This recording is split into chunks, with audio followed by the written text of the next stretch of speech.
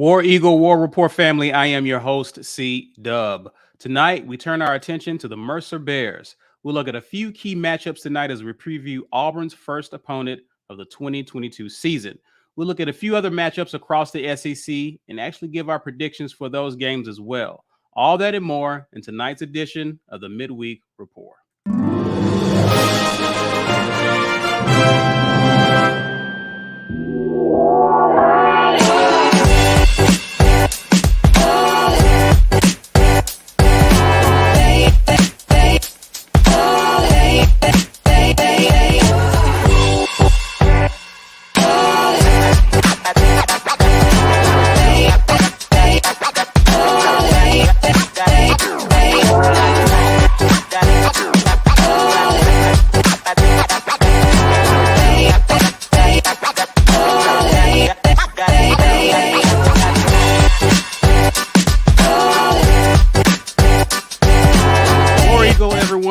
War Eagle, happy Wednesday. It's game week. All the fellas are here. B Will is right there as well. We want to welcome you to the latest edition of the Midweek Report, brought to you by auburnsports.com. Please be sure to head on over there, guys, to check out all of your information regarding recruiting and all news regarding Auburn athletics. Shout out to JG Tate and his guys over there. Shout out to you guys for hanging out with us, whether you're watching live or on replay. Do us a favor, guys. Share this content on social media. Use the hashtag. It's football season, so people are thirsty for content. Be the plug for them. Help them out. Help us grow our community. Smash the like button. And if you're new to our channel, please hit subscribe. As for you who want to become a patron and get, access to film review on our upcoming opponent, I can tell you all about that. And you're muted, Ike. Definitely am muted, and I see that now. Yo, check it out. I'm putting in that work this season, man. So I already threw an offensive breakdown on Mercer, defensive breakdown on Mercer. I have another breakdown that I'm going to try to get out for you all by tomorrow. Just expect, man, I'm gonna be doing a lot of film review, and you've got to be a patron to take advantage of all of it. I was nice and let the supporters get one of the two. Right. So if you're at a supporter level, you got to watch one of them, but you got to be a patron to get all the content. $5.99 is where you're going to go unless you're joining from an iPhone, which they have a little markup there. That's not our fault. Talk to the people over at Apple about that. But yeah, that's going down right now. And we're going to do the film review of the game on Monday. So after the game is over with, we're going to come back, me and Mike G, breaking down all the film from the game. So get strapped in with us going on stuff like that. If you are a member as well, you get an access to being able to get tickets to the game. We've already done the drawing for San Jose State, but we got Penn State coming up, and you have to be a member to get in on this drawing. So you need to be a member between now and Wednesday of next week in order to get in on the Penn State ticket drawing. Members only. We'll be doing that giveaway sometime next week. If you're not a member, you still get a chance to get stuff that we're giving away. And that's today we're doing a Watch the Film t-shirt in honor of all this work I'm putting in on this film, doing a Watch the Film t-shirt sponsored by War Eagle Oil for all of your automotive needs, motor oil, and related products. You can go to wareagleoil.com to get that. But for today, if you want to get in on this giveaway, it is hashtag get your weight up in the comments, and you can get one of these shirts today. Outside of that, man, we are doing a lot of wonderful things at the War Rapport. Just want to get a quick plug in for the Auburn Express, man. A lot of great things going on at the Auburn Express.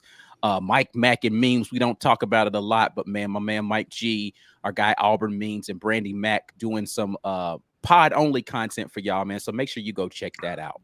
Bam. Gentlemen, how are we feeling? It's game week. It's finally here. How are we? Ready for it. Okay. Yeah, I'm ready.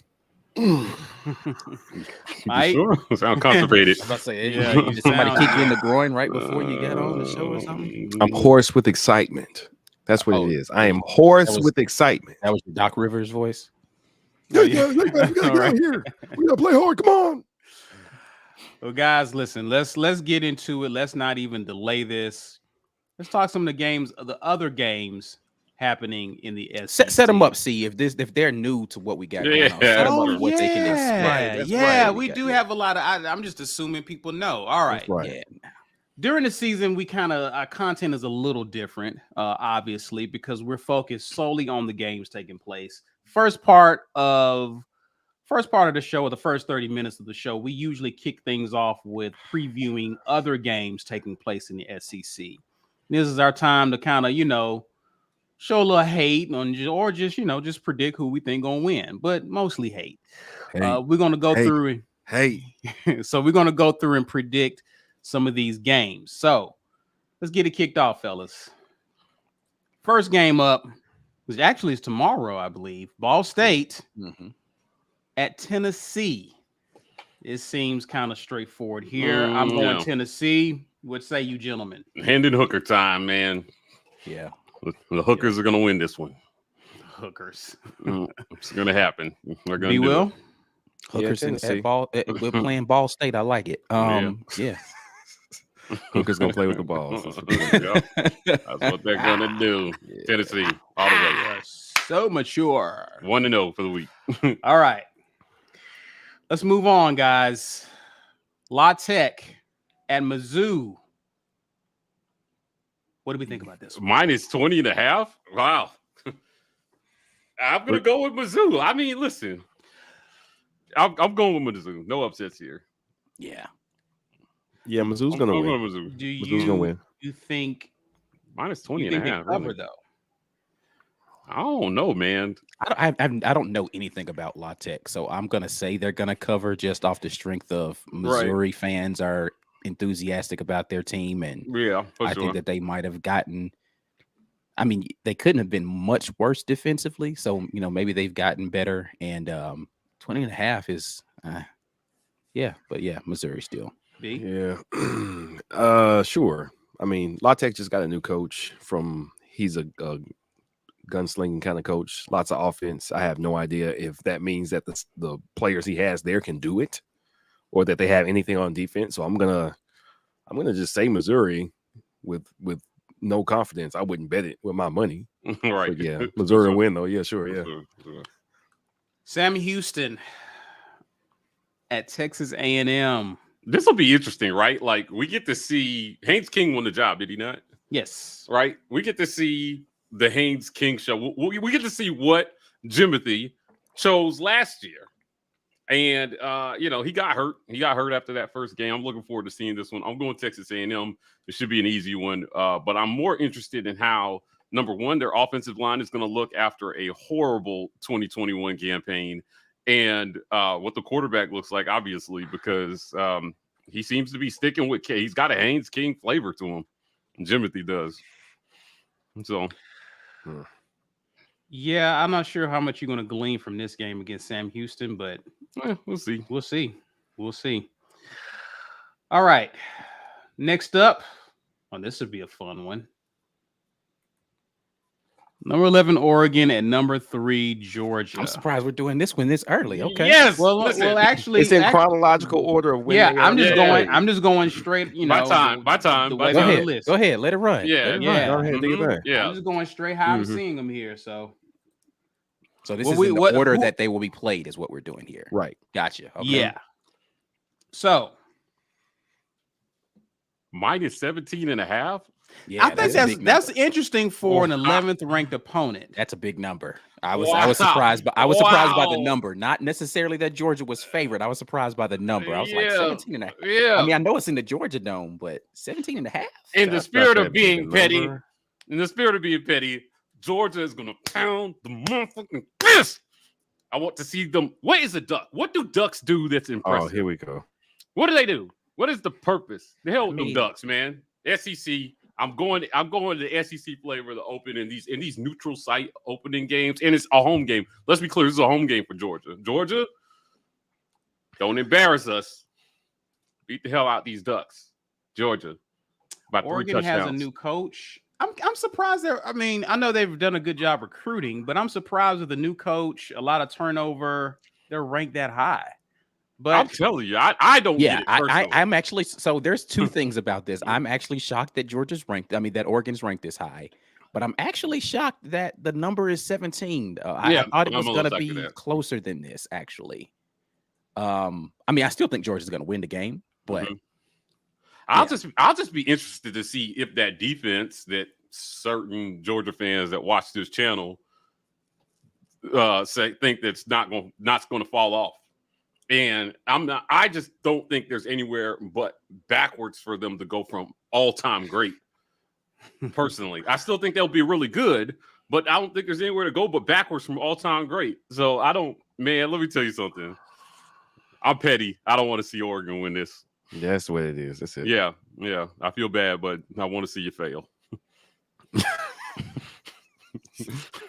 I just think this is a bad game for Oregon. Like this is his first time coaching as a head coach, right? Correct. That's a bad draw to get. I mean, you're going against your former, like, Lanning was on Kirby's staff. Yeah. But he didn't exactly take Georgia players with him, though. No, I'm saying it's bad because I don't think that gives, like, don't think that gives him any sort of advantage. Right. Like, you would think it would give him some sort of like advantage. I know, their tendencies and like, I don't think it gives him that at all. Like, what did Kirby say at SEC media days? He said we're not going to be hunted, man. We're the hunters. Yeah. And you know what people hunt? Ducks. They made a whole video game about it. Come on, man. It's called Duck Hunt. It was one of the first video games ever made. You are so excited to see Oregon lose this game, and it is hilarious because he's petty. Anybody? I have a lot of Oregon friends. My ex is an Oregon Duck. I just wish nothing good on ex quarterback, ex girlfriend. It don't even matter. Connected to Oregon, I don't want to see you succeed. I see. I mean, we have people in here. They're like, "Oh, he knows his offense," and listen, we know their offense. I hear you. He knows his offense in and out and tendencies. He didn't take the defense with them, guys. No, he didn't take the athletes with them. I just don't know that they have the athletes to keep up. Now, what I will say about Oregon is this: they probably will have one of the better offensive lines in the country this year. I just don't like. They lost their leading rusher. I mean, and I don't know who the pass catchers are on this team. Like, who do you have to challenge Georgia's again, not going to be the all-time great defense it was last year, but they're going to still be really good. But they're going to I mean, that's my question. My question is, who do they have that can challenge physically against Oregon's defense? Because we heard that offensive line was really good thing in 2019 when we went up against them, and we still dominated that game with the offensive line. Yeah. Now we did have a very good defensive line, but Georgia does too. It doesn't have to be the best one in modern history for it to dominate Oregon's offensive line. And again, that's my whole point is that, okay, you might have this great offensive line, but if you don't have the skill players, it doesn't matter. If you get a stalemate at the line, then it comes down to skill players on the outside. I'm still taking Georgia's defense. Right. I mean, Muschamp is now the defensive coordinator now that Lanning has left. And so Muschamp versus Dillingham. Okay, so that's my point. So whatever I have to say about Muschamp as a head coach, as a defensive coordinator, I'm taking Muschamp. And it's not like he's new to the staff. He was on the staff last year, so he knows it. Man, come on, bro. I'm sorry. I cannot see Georgia losing this game. I can't. Yeah, a lot of their skill position players, Oregon, they lost a lot in the transfer portal. Right. I mean, hey, we had one guy's going to start. Jason Jones going to start here. DJ James in the 2 deep. They didn't just lose their best rusher and their starting quarterback and a couple of key pieces. They lost a grip of talent. They lost more talent than that transferred all over the country. It's a coaching change. It happens.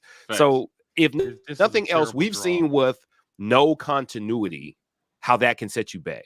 Yeah, on paper, you're 1 + 1 + 1 + 1 = 4. But real life, how well are you running that system?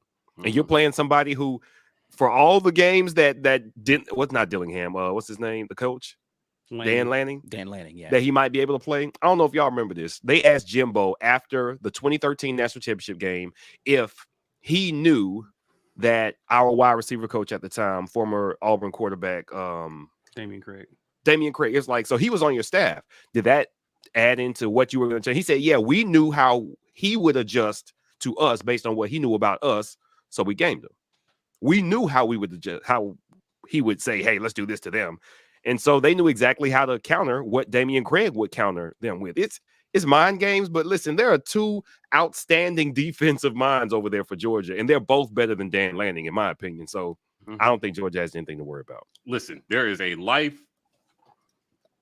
lifelong lesson called win the breakup. Win the breakup. I think that with DJ James and Jason Jones on this side, on this coast, Auburn won the breakup. I don't expect them to see. I don't expect to see them. Now, I'm not saying that they're a terrible team, but wait a minute, who's winning the break? What does DJ James got to do with Georgia? Okay, listen, just go with it, right? Okay, I'm confused. Go ahead. So at the end of the day, I think this is not going to be good for Oregon. I don't think they have enough firepower to hang with Georgia. Everybody better pick Georgia. Are we on the same team here? Can we be a team? Listen, again, I don't see it. I'm not. I mean, everybody's ain't picking being Georgia. petty. This is a terrible draw if you're Oregon. Okay, all right, for a program that's no matter what, as long as domination. we picking Georgia. yeah. All right. Let me grab some super chats before we get to the next one. Thomas Jones, appreciate the super sticker. Good friend. Thanks for being on with us. And you comment, y'all have the best podcast in the nation, but Ike, pineapple. Hey, Thank you. Not go on. Listen, this ain't Twitter, man. I don't care. I'm gonna have to. I don't care He's about right, y'all Ike. bad It food doesn't, takes. it doesn't go on pizza. I like pineapples and It's I like wrong. pizza. Doesn't mean they go together. John Brannon joining y'all from St. Francis I can't be Hospital. responsible for y'all's terrible taste buds. Continue. Okay, all right. That's if that's how you see it. Joining y'all from St. Francis Hospital in Columbus, Georgia, because priorities. Glad that you're with us, man. Handle your affairs and your business. War Eagle, back at you, my good friend. Hey, man. God bless you out there. I know you guys in the comment section that are upset that we're picking Georgia. Listen, I ain't got nothing but reality for you. I'm sorry. My hate for Georgia runs deep. They're not beating Oregon, though. I'm sorry. Oregon's not beating Georgia. Yeah. Bug Mac says War Eagle hoping TJ shoves it in the haters' faces. Kid never had a fair shot in college. We'll find out soon enough. Yeah. Listen, that is to see what he does. Solely up to him. Yeah, 100%. 100%. All right. Got another interesting matchup, guys. Number 23, Cincy. They're actually traveling to Fayetteville, correct? Yeah. That's not a neutral game. 23, number 23, Cincy is coming to number 19, Arkansas. One of 3 sneaky good games this weekend. Yeah. For real. For sure. This is a tough draw, actually, for Arkansas. It is. Yeah. Now, wait. They were a playoff team last year, right? Yeah, but they lost their starting quarterback. A lot. And they lost their top pass catcher. Yeah. They lost. I mean, they lost plenty of talent off of that team. So we're assuming that they're not just reloading here. I mean, they're going to be good. Don't get me wrong. I don't know if they're week 1 good. Okay, all right, fair enough. Yeah. I'm interested in this matchup because I want to see if everybody's Arkansas hype is for real or not. Like personally, I thought they took advantage of kind of a down SEC West last year, and you still got beat by Auburn handily. I'm not big on Cincy though. Like I'm not a big, unless it's Auburn, I'm not a big Cinderella guy. So I'm gonna go with Arkansas here. I'm gonna pick Arkansas as well. I just don't think they have the physicality to put up like a healthy Arkansas defense last year early was a problem for most teams. Yeah. They're gonna start the season healthy. KJ Jefferson is, he's not Cam Newton. Let me just say that first and foremost for everybody who keeps trying to compare him to him. He's not, but he's good. I just don't think physically Cincinnati has the players. They got physically dominated in the playoff last year. There was a significant difference in the physicality of what they were able to do in that game. I know they're not playing the same team, but I just see that same kind of physicality being able to take over this game. I'm going to go with Arkansas in this one. Yeah. I'm going Arkansas too. B is still thinking. I'm so tempted. I can't do it. I can't go Arkansas. I want to think that matchup against Bama in the playoff did something for them. Luke Fickell's still there. He's still an excellent defensive coach. It's the continuity. I'm big on continuity. We've seen what a lack of continuity does. And when the players there aren't there for the team and aren't down for the coach, but since he doesn't have that problem, They play big teams. They beat Notre Dame last year. I'm not saying they're a great team. Notre Dame. No. Notre Dame. You don't think Notre Dame's comparable to Arkansas? Okay. No, I think Arkansas would beat Notre Dame. Nah, I don't know about that. Yeah, I actually think that. Yeah. I'm a Notre Dame hater, so let's keep. Yeah, I'm gonna take Arkansas, but I think that a 6.5 spread is reasonable for Cincy. If I was taking, I mean the spread. I'm not. Again, I think it's a tough draw, but yeah, I'm still giving the game to Arkansas. Okay. Ole Miss, Troy at Ole Miss. Yeah, Ole Miss. All right. Troy's terrible.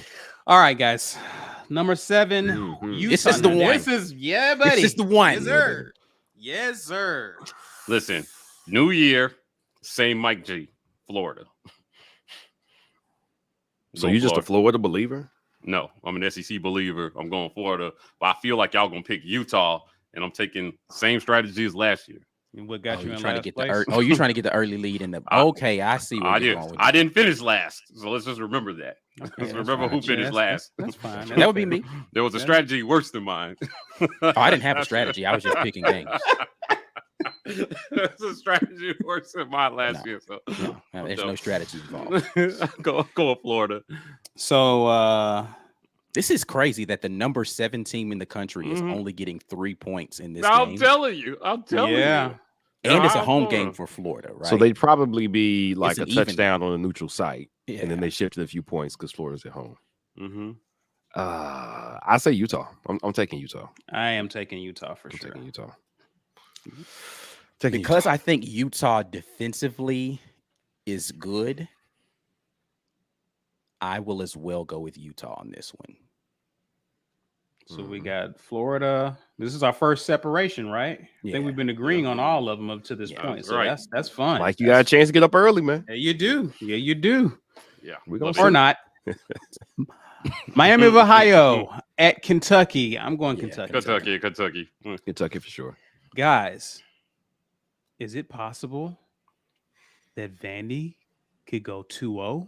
Listen to me.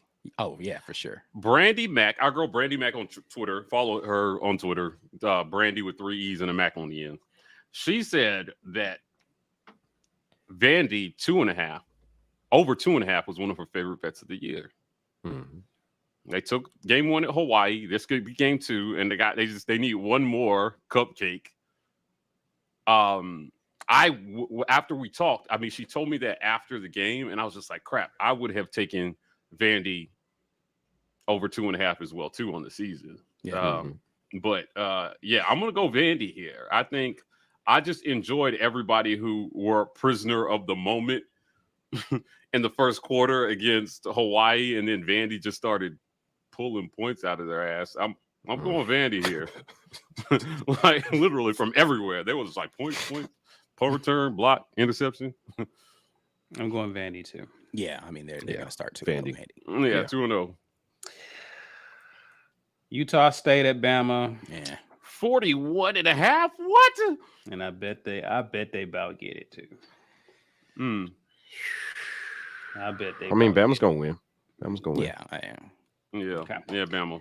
All right. Let's move on. Nothing to see there. Georgia State at South Carolina. South Carolina. Wait, is this game interesting? This is an interesting line. The line is interesting. Yeah, this game is interesting, right? There's no way you can believe that what's his face, the new quarterback there, Spencer Rattler is a Heisman candidate, and that South Carolina is only 12.5 points better than Georgia State at home. Like that doesn't make sense to me. So somebody's lying, and I hope it's that everybody realizes that Spencer Rattler is just okay, and that he can make them better than they were last year, but that's still not enough.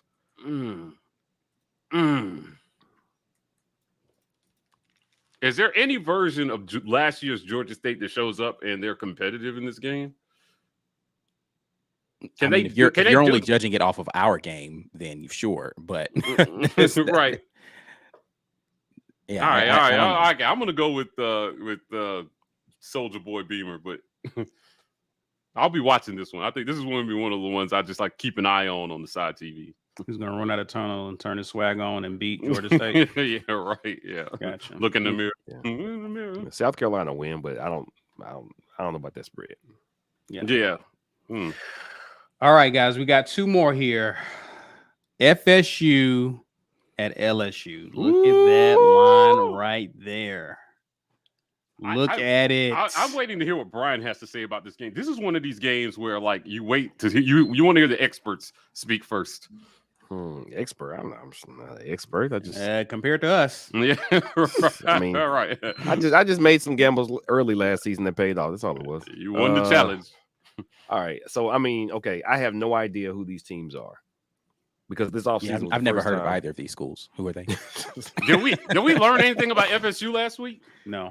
Last week? No. I didn't even watch the game. And you know what? That's what's so deceptive about these early watched games. that game. It was boring. So did they score a lot of the points on offense, or was it like fumble returns and no, I mean it was offensive points, but like it was just not an interesting game at all. Yeah. The quarterback went 11 for 15 for 207 yards. Jordan Travis. They had 406 rushing yards on the ground. They definitely beat them up on the ground. Yeah, like it was like watching. Did you guys watch any of the Mercer game? Yes, I did. Did you see how terrible the tackling was from Moorhead? It was like watching that. I was just like, what are we doing here? Yeah, because I mean, he trying to tackle people through 15 passes. So like, you have 406 yards on the ground, and you had 3 guys with plus 100 yards rushing. So like, no defense was played in this one. Yeah, I just think what's so bad about it is with 600 all the moving parts with LSU, FSU still seems just as dysfunctional. What do you mean? Oh, you say FSU, not FSU. LSU. Okay, I got FSU is just as dysfunctional as LSU is what you're saying. Yeah, and LSU has a reason. They have an excuse this year. Right. I don't believe in FSU, but I'm torn between my disbelief in FSU as a football program right now and my hate for Brian Kelly. I thought you, but it's SEC, right?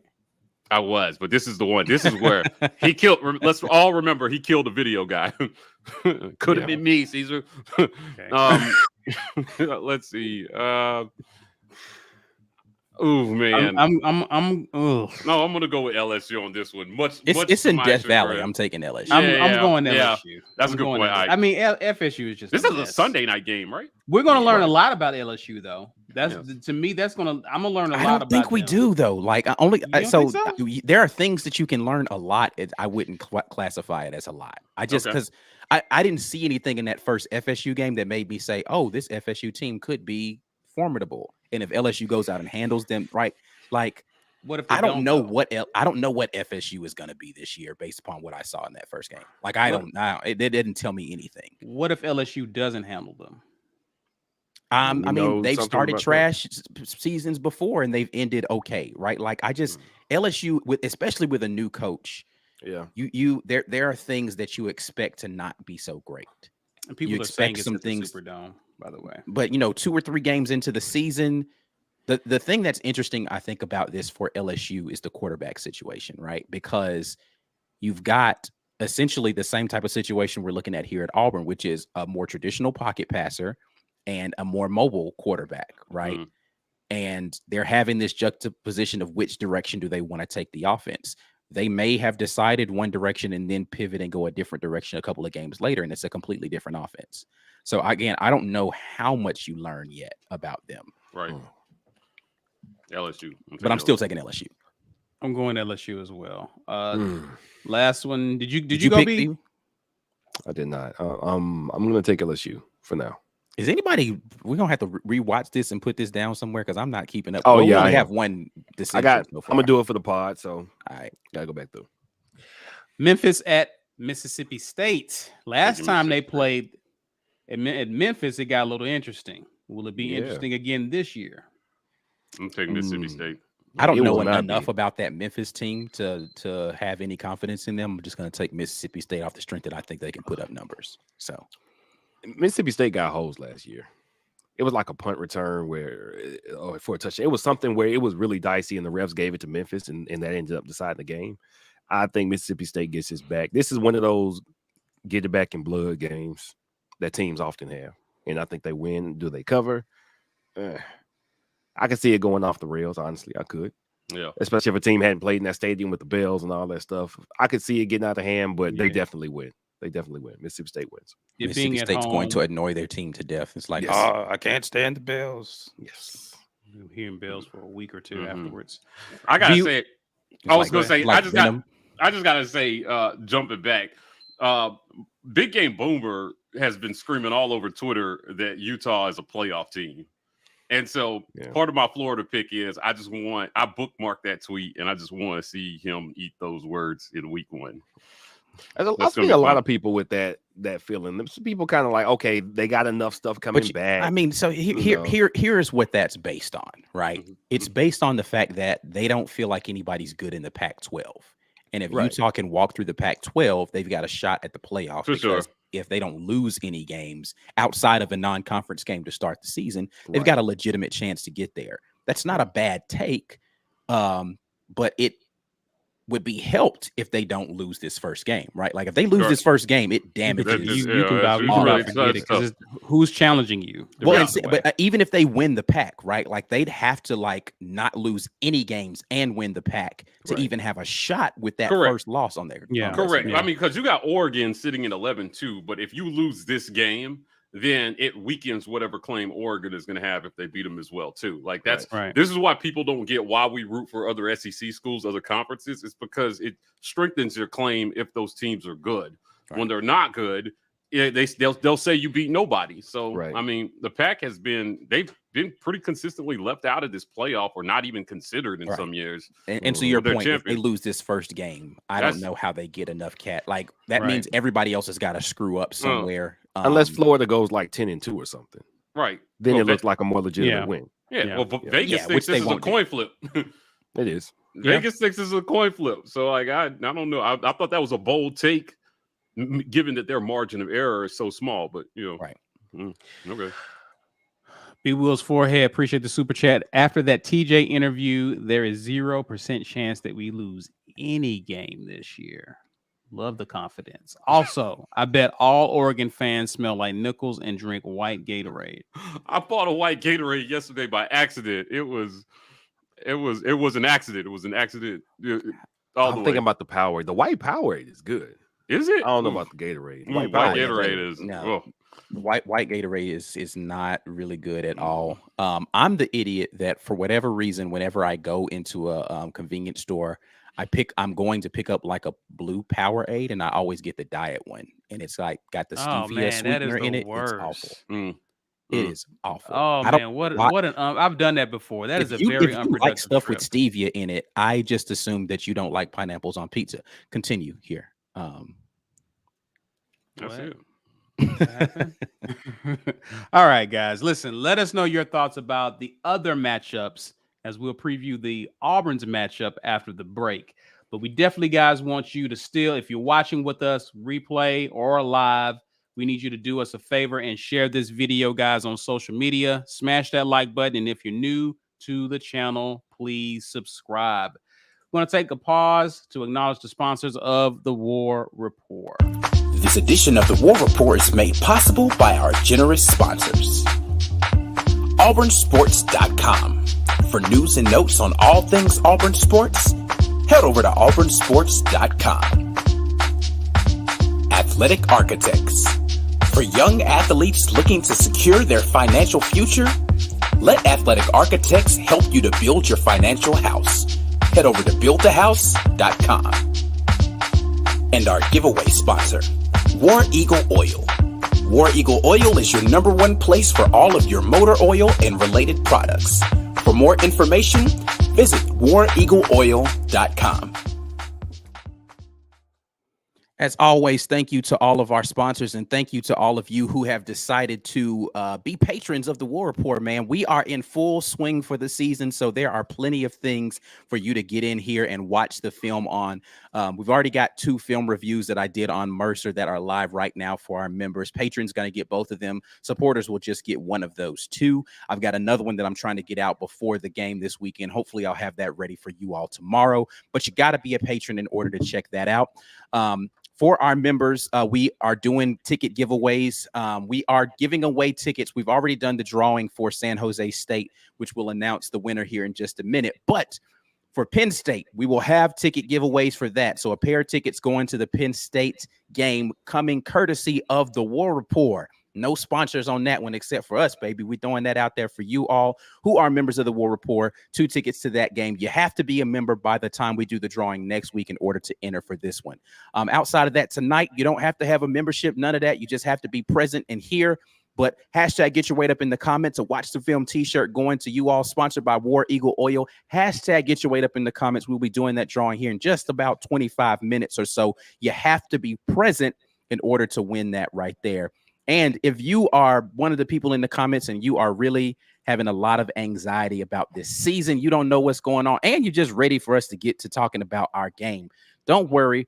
Just relax a little bit. And maybe if you're having trouble doing that, holler at our people here at the Rogue Shop. This episode of the War Rapport is brought to you in part by Rogue Shop. Looking to reduce stress or improve your quality of sleep? Rogue Shop has you covered with a wide range of premium products, including gummies, bath salts, and oils. Go to rogueshop.com and use code RAPPORT when you check out. That way, they know we sent you. All right? Hey. All right, guys. Shall we talk about our matchup? I mean, I think that's what the people came to see. That's what they came to see. Let's do that. All Let's do that. Let's do it then. Let's do it then. Let's look at this. Mercer, undefeated Mercer, comes to undefeated Auburn, and will play this Saturday, September 3rd at 6 p.m. Central Time. It'll be on ESPN Plus or SEC Network Plus. ESPN's Football Power Index is pretty favorable to Auburn, giving us a 99.2% chance of winning. Series record, Auburn leads 12-0. Last time we met was actually 5 years ago. Auburn won by 2 scores at home. What lays in store for us in this game, guys? How are we feeling? For Big Will? 2 scores? We beat Mercer by. Oh yeah, it was a real close game last time. Oh my God, it's embarrassing. Yeah, we won though. I mean, anyway, okay, it's in the past. All right, how are we feeling about it? Now, I'm gonna follow your lead here because you broke down film. You watched Mercer.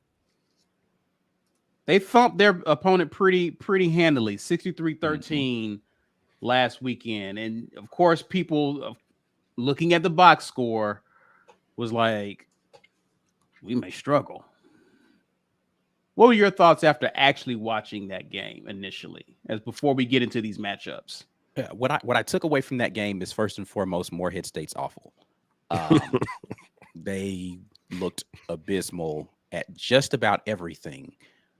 But I also took away from that game that Mercer they're a team that has a lot of different looks and things that they can throw at you. So I watched, in preparation for the season, I watched a lot of Mercer's games last year. Well, not a lot. I watched like 3 of them.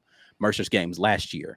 And same staff, a lot of the same players. They were running different schemes last year. They were running some option looks last year. They were running on defense. They were running a 3-3-5. Like, they were doing a lot of different things scheme-wise last year than what they did in that first game. So what that tells me is you don't really know what to expect. They seem like a team that's hard to prepare for. So I think that's going to be the biggest challenge for Auburn in this game, is that Mercer can attack you in multiple ways, and you've just got to be disciplined and trust your keys, not try to go out there and make a play. Be where you're supposed to be, and the ball will come to you if you're where you're supposed to be, because I think physically Mercer's way undersized in this game. Right. Undersized in this game. When you go look at the Morehead State defensive line, I mean, they were averaging something like 250 across their line. Oh, wow. And they were getting bullied the entire game along that line. That's not going to happen in our game. That's not how that's going to go down, right? So they're going to have to beat you with scheme and getting you out of position with a lot of shifts and things like that, which they have got in their game plan. But if we play disciplined defense, Again, the ball will come to you. They've really got a couple of home run hitters on that offense, which we'll get to in just a minute. But I just don't know from a physicality standpoint, if Auburn's not out there playing undisciplined, that there's any way Mercer wins this football game. Gotcha. Well, let's go ahead and get to it. B, pull up our offense versus their defense. Now, Ike, you did a breakdown. Where you talked specifically about their defensive line. They were actually in a 4-man front last week. Correct. Which is what is represented here is the 4-man front that they had last week. So we're assuming that that's what they'll look like. I mean, they could be saving some stuff for us. Who knows? They could be. So the reason why I think that this will be the way that they line up against us is just because I think that in their minds, they're going to need to be committed to stopping the run. Right. So when they went out and did the 3-3-5, they did that against Alabama and Samford, the two games that I watched last year, both teams who throw the ball a lot. Right. Like Bama was running all over them last year with Brian Robinson Bama with a okay offensive line had no trouble running the ball on Mercer last year. None. But they did come out there with a 3-man front, and they tried to cheat a lot of people up in that to stop the run, but they did have the 3-man front down there. Samford runs a hurry-up style of offense, a lot of quick passing, like it was kind of air raid style offense that Samford was running. So they were in the 3-3-5 against him as well, but they were doing more cloud coverage on the back end, right? So I expect them to need to put the 4-down linemen up there against us to try to stop us from running the ball. And it's just going to be interesting. The interesting thing for this one is going to be, for me, how well Tate Johnson is able to understand what kind of blitz pickups are going to be coming at him, because I expect them to send 5-6 often to try to disrupt what we're doing offensively. You pointed out that there was a lot of different looks they were giving in terms of DBs playing they like to play 3 deep. And that kind of gave the opponent opportunities to throw underneath or throw quick passes to their receivers. Yep. What are you expecting out of TJ Finley in this game, assuming that that's Mercer's plan this weekend? What are you expecting to see pre-snap, and how he reacts after the snap? So what I'm hoping happens is that he recognizes how much cushion they're giving the slot receiver, and he audibles into something to be able to just, look, man, take the profit. Don't worry about trying to hit the home run. Make them cheat up on it, right? And make them adjust to having to play bump and run coverage on the outside, or something that covers up those deficiencies and having all of that space out there. Doing some sort of robbing, something like that. They're going to have to do that. But if TJ is able to recognize that, I think that's a losing strategy for Mercer, because that's actually in TJ's wheelhouse. That's where he does his best stuff, is that short and intermediate throwing stuff. So if you're going to let TJ nickel and dime you down the field, they're going to get destroyed. That's TJ does that the absolute best. You have to take the airspace away from his receivers, make them win routes, and make him throw in the tight windows. If you don't do that, he is going to actually pick you apart, because again, that's what he does the absolute best, is being able to throw those short and intermediate routes, because that doesn't give the defense enough time to get pressure on him, and it's going to be the stuff that he's most accurate on. You need to make him have to throw over the top of the defense. Mike G, you have talked a lot about this offensive line. You have had some concerns, obviously, with this O-line coming into the season. Of course, the news came out beginning of this week that Nick Brahms his career is done, which means Tate Johnson is indeed the guy moving forward. Your thoughts of what are you expecting to see this weekend with this O-line, if anything? Well, I'm definitely going to be watching Tate Johnson. I've heard a lot of good things about him. I think it's important to remember that Brahms has been out almost all of the offseason. So Tate Johnson has been taking every snap in these player-led workouts. Like, he's not some newcomer to center. Right. They've been planning on this for a while. They were hopeful that Brahms would make a comeback. I think he gave it a shot. It didn't work. Now it's the Tate Johnson era at center. It's going to be really important for TJ Finley and Tate Johnson to be on the same page in terms of snap counts and directing protections and things of that nature along that offensive line.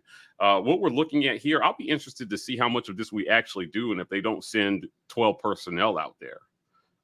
So if you don't know what that is, that means Dawson comes off the field and we put a second tight end in there and then run Malcolm Johnson and Shedrick Jackson on the outsides. So I expect Tank Bigsby to be featured heavily. What we're going to be watching here with the offensive line is pushing the run game. That's where they failed big time last year. So can you move a smaller, weaker Mercer defensive line off the ball and give your running backs room to wreak havoc? If they can keep the ball out of the air for the most part in this game, I think they're going to want to do it.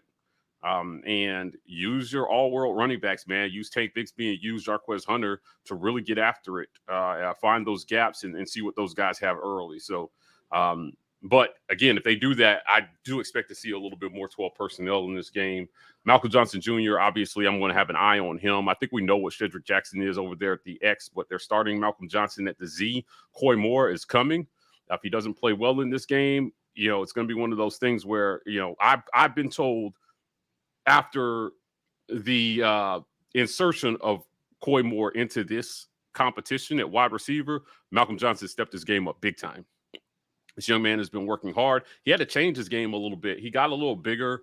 He was more of a speed guy before, so now he's added, kind of some size to his game. And I'll be just interested to see if we are winning 50-50 balls, if routes look sharp, and whether these receivers as well look like they're on the same page with the quarterback in terms of depth of route and, timing of breaks and things of that nature. So it should be fun to watch on Saturday.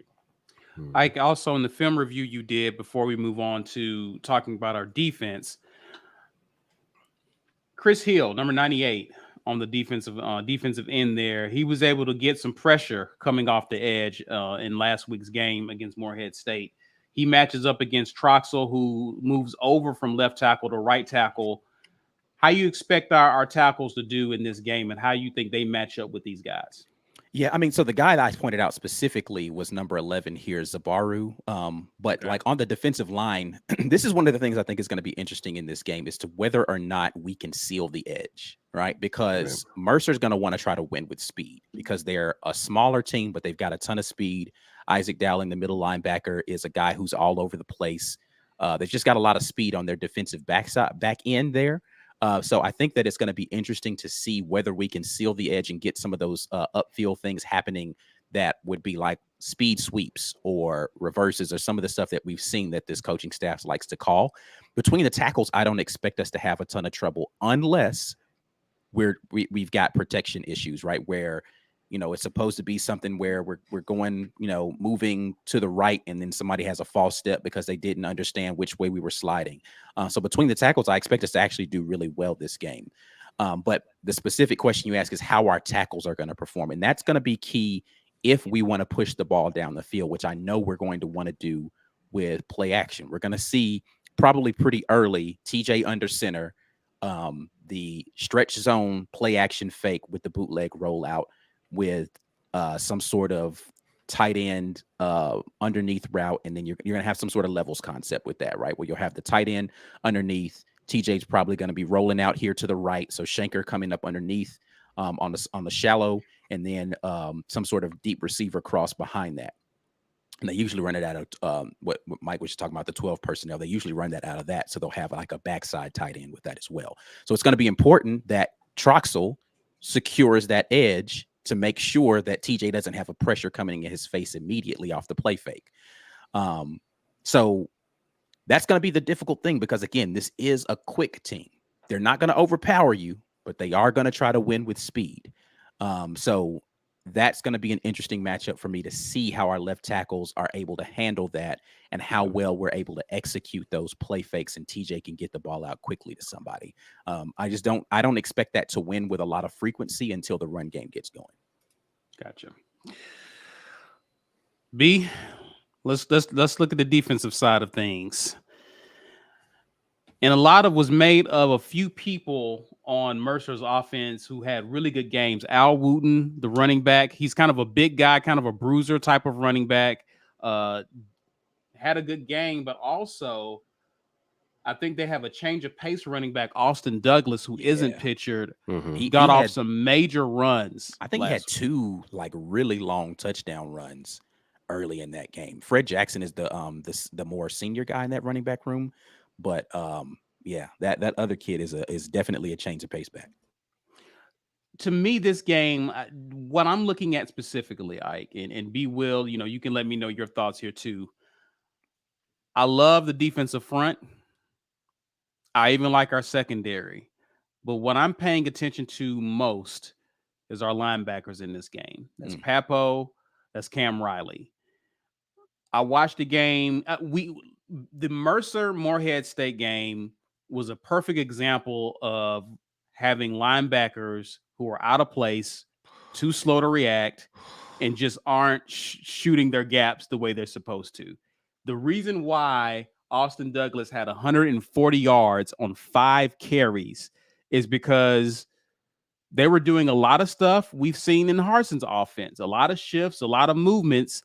And if they get you looking in the backfield, reacting slow, they're able to run their offense on you.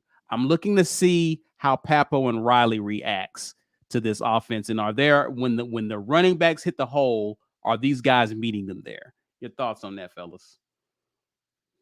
Go ahead, B. You're on mute. I mean, obviously, I'm a little worried about the linebackers for the same reason. Without the experience that we had last year, I know Papo's seen some. Obviously, he's seen 2 years of action, but I mean, he was off for a long time, and Riley's never been the dude, and neither has Joko, even though he'll be coming down kind of in different packages. But we got a lot of guys at the linebacker position who have never been the dude. Now, I know Eugene Asante does have game experience, and he will be on the field. I don't think the defensive depth chart really means much of anything. So much of what we do is going to be situational. It's going to be to get guys adjusted to playing different, playing zone here, playing man there, some shifts. We're going to fake some stuff. We're going to look man and be zone, and they got to get guys on the field to practice that. So it's not that anybody who's not listed as ones isn't going to see the field. So we'll have some more experienced guys on the field. I don't expect Mercer to present the challenge, though, that we're going to get later. But I do think it will be a wonderful time to see if our guys can just fill gaps like they're supposed to. Like that's really the game. Yeah. Fill the gap like you're supposed to. Because for the first time in a long time, and I thought it was interesting, Brian Harsin alluded to this when he was asked at the press conference on Monday, could they make anything of the percentage, the stats that TJ had over the course of camp? He said, yeah, I know you guys want to make it. You had a pick 6. He said, listen, man, this defense has seen this offense for like 4 weeks now. They know where they wanted to do. They know where we want to go with the ball. They've been watching the quarterback. So I don't make much of that. Similar to what we said here on Sunday. It was much to do about nothing. This will be the first time that you don't know what these guys are going to do. Mercer got that first game out of the way. And something I've heard from college football, talking heads and coaches, the most improvement happens from game 1 to game 2. They had their Mercer last week. Morehead State was as bad compared to Mercer as Mercer should be compared to us. And they had it. So they got to get those hits out their system. They got to finally exert some of that frustration that they probably had during fall camp. And I think that focuses the team more because the task at hand is like, all right, let's get rid of Morehead State. And then we focus in on Auburn because that's the big one. The same way we're going, all right, we got to get rid of Mercer and get some reps in on San Jose State so we can focus on Penn State. If anything, I think that would give them an opportunity to be more prepared to play this game than they would if it was the first game of their season. So they probably will, with some experienced running backs, have some different things, some pulling out some tricks and some misdirection things to get us off of our feet, because that's who you fool. When you fool people, you fool the linebackers. The defensive line is either going to get there or they're not. They're going to eliminate the room to work for the quarterback and the running backs, or they're not. I believe our defensive line will. The linebackers are cleaning up. If you get a linebacker going the wrong way, you can probably a first down, if not something better than that. So we saw what it looks like when the linebackers either guess wrong or read wrong against the first half against Georgia State. We saw it. It made an absolute world of difference. Do I think that's going to happen here? Not to that extent, but I do think it's going to be a wonderful test for those guys. And I hope, I don't know this, but I hope that whatever they have been doing on the defense to try to confuse and confound the offense in camp, the defense, they can say, all right, we're going to throw this at y'all. It sounds like the defense had their number, as they should, if they're as good a unit as we think they are. I hope that they have been equally, at some point, maybe in some way, trying to prepare the defense for different things as well. And maybe that's not something you have time for in fall camp. Maybe you're so focused on getting our offense down that you don't really try for, other things and go into your trick bag and try some stuff. But I would love to see our linebackers truly get tested. And with a speedy team, that's a great opportunity to get tested. And I think they will. And I think they'll perform well because I really think that we have a good coaching staff and they're thorough. So I think we'll be ready for it. I saw what Mercer did to Morehead State's defensive line. It was yeah. If you are a member and you saw that, watch the film. I was pointing out how the guard and the tackle for Morehead State on their defensive line was getting handled by the guard tackle combination, specifically on the right side of that line of scrimmage. I'm talking about starting just off the ball and getting walked 3 yards out towards the sideline on plays. It was embarrassing. I felt sorry for Morehead. I'm like, you can't go to watch that film the next day as a Morehead State defensive lineman and feel like your manhood didn't just get taken, because they were getting pushed around pretty badly. It was pretty bad. But again, we got to deal with Kobe Wooden, Jason Jones, it's going to be a different week. It's going to be a different week. That ain't you ain't doing that to them. Right. They've had, the likes of Georgia and Arkansas, and I mean that they've had to contend with on their offensive line stuff and not get pushed around like that. I just don't see that happening, dog. Like, maybe at best you get a stalemate. And let's be clear, Mercer had a couple of guys graduate from this offensive line. One of them actually was an undrafted free agent, went to the NFL, that's no longer here, and another guy who was all conference for them last year. So they've lost some starting experience off their offensive line. That was good. So they're replacing a couple of guys out front. I think their center is actually new as well. Right. And so they've got some stuff they got to do. DeFranco, I think, is back from last year. I want to say, I can't remember which of the other guys up front I saw playing last year, but I just don't see him pushing us around like that. So to B. Will's point, it's going to come down to the linebacker play, because the defensive line, I think, is going to mess everything that they have going on up front. You're going to have to see a lot of misdirection, a lot of screen game. They're going to have to do a lot of stuff just to try to get us out of position so that they have an opportunity to outflank. Because if they're going to try to run the ball straight ahead like they did against Morehead State, against this defensive line, good luck. A lot of misdirect. Yeah, I agree with that, which is why I'm focused on the second level, how those guys react, how Correct. They read, and how they tackle an open field. And then their quarterback definitely, he didn't have to do it a lot in this game because Morehead State wasn't applying a lot of pressure. Their quarterback has the ability to break the pocket and make some plays with his legs. So again, it's going to be about discipline in this game for the defense, not domination. You want to dominate for sure, but you got to be disciplined, because if you're just going out there flying around and you're not thinking about where your keys are and all this kind of stuff, they can out leverage you and get you out of position. And, they've got some decent skill players on the outside. Ty James is a really good receiver. He's one of the best receivers in that conference. And so he's not going to be out there, for no reason. They're going to make sure they try to get him the ball. Harper's a speed receiver for them, so he can make some moves. Starks, that tight end, he makes some good plays. He can catch the ball really well. He's a disciplined route runner, decent. But again, it's a size difference, right? Like we should have the size. And if all of the hype about the speed on this defense is true, the size we have plus the speed is going to make this a very tough game for Mercer. Very tough game.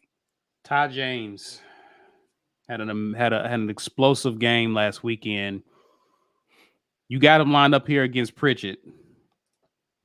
How do you think we defend him? We just, whichever side he lines up on, that's who takes him. Well, what do you expect Schmetting and Etheridge wants to do with James.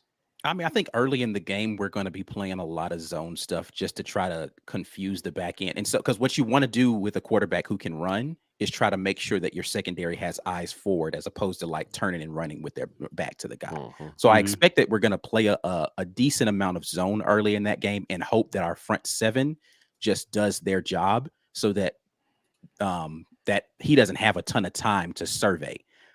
I don't think we're only going to bring 3, right? Like you can see in the depth chart that they released that they essentially had 5 guys that are defensive linemen in the starting lineup, right? Like they have Leota as the stud position, which is going to like be this hybrid linebacker position that I think they want to do this year. But they're essentially playing 5 defensive linemen in that game early to make sure they don't get off in the run game. And we've got our run fits perfect so that you have more liberty on the back end to play more cloud coverage. I expect to see that a lot early. And if they find ways to pick our zone apart, then they may go into more of a matchup type of thing. But the only times I expect there to be one-on-one situations is in blitzes. Otherwise, they're going to be playing a lot of cloud on the back end. Before we get to the drawing, my G, any thoughts on this matchup? Anything you're looking forward to seeing? You're muted. Shut out. He said it. There it is. No, listen, you dominate this game on both sides of the ball. I'm not sure. I'm not really buying the Ty James hype. He's an okay athlete. He caught 5 balls for like 192 yards, but they didn't push the ball down the field at all. Like they had like 1 pass over 15 yards or something. And it was to that him. was called. Yeah. It was him for a touchdown. And like he it was took like he the took it second or third play of the game. So I'm not expecting if he does if we're talking about him in the post game, I'll be really disappointed. I think anybody that we have at DB should be able to cover this guy. This is a game you dominate. Again, you're hunting this game. You're not being hunted. I don't expect any Georgia State type performances this year. So these guys go out there. I see a ton of sacks. I expect Derek Hall to get his sack campaign, his single season sack record campaign kicked off on a good note on this one. I mean, they didn't throw the ball a whole lot in that game last week. And I'm just not expecting them to be able to do much against this defense. They're going to have to throw the ball more this game. Let me say that definitively. Georgia State's going to have to throw the ball more this game in order to be able to be effective. Mercer, yeah. I mean, excuse me. Mercer definitely going to have to throw the ball more this game. They're not going to get away with running the ball that many times against this defensive front. It's just, it's not. I mean, again, you're not playing against high school sized people this week. You're playing against some grown men. Yeah, and you're not walking them to the sideline like you were walking those guys last week. So, again, a lot of misdirection and stuff going to be happening. Speed sweeps and line of scrimmage adjustments. You saw the one play if you watch the breakdown or if you watch the game last week with Mercer, they'll line up under center and then they'll move the guard from one side of the center to the other side of the center to change the strength of the formation. And that's to kind of get you out leveraged and hope that they see something in the way that you handle that with a shift. That's usually setting up for something later. They'll do that a couple of times just to see how you play that on the back end to see if they have something to counter with it. So they're going to do stuff like that. And that's not like they do that all the time. They did it last year. I watched games from last year. That's not something they just installed. But man, I don't see it, man. I don't see their offensive line being able to handle our defensive line. It's going to be bad up front. It's going to be bad up front. And to be clear, their offensive line didn't actually do great against Morehead State. They looked great in the run game, but when it came to passing downs, didn't look great. Yeah. The reason that they were terrible is because they couldn't stop the run. So everything that was play action worked. Yeah, for sure. With no issues. Sure. Like they had safeties biting down hard. I was so bad. They were so out of position that whole. I was just like, yo, what are y'all looking at, bro? Like that can't be the call. That's not how that was called. Y'all did not draw that up that way. It was NCAA on freshman mode for their passing offense for sure.